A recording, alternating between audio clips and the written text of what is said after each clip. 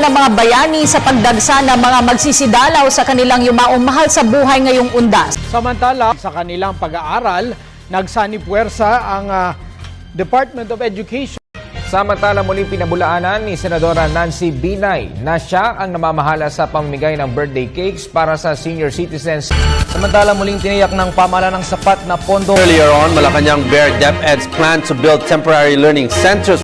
Samantala, magagamit na ni incoming President Rodrigo Duterte ang bagong Department of Information and Samantala, ipinag-utos na ng Korte Suprema na ilagay sa half-mast ang watawat ng Pilipinas.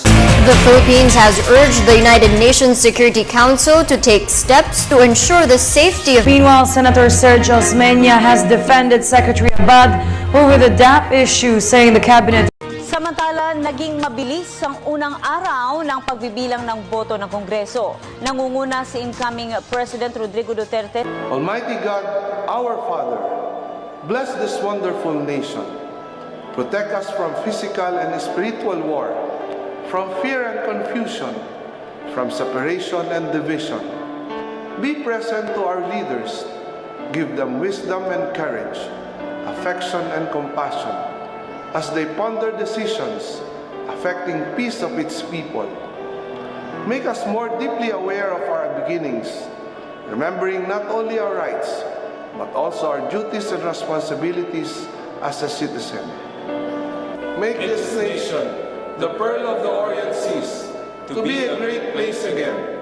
May all its people know clearly your will, that they may fulfill the call for us in the salvation of this land and the restoring of all things. In the name of your Son, Jesus Christ, our Lord and Savior. Amen. Ang sino mga pangyayaring tinutukan ninyo nag-iisang liga ng katotohanan? Ako naman, Arnold Glavio. Mga kapuso, 91 days na lang po, Pasko na. Hatid namin ay balitang walang kinikilingan, walang pinoprotektahan, walang kasinungalingan. Serbisyong totoo pa lamang. Ako po si Vicky Morales. Hanggang sa Lunes, sama-sama tayo magiging saksi.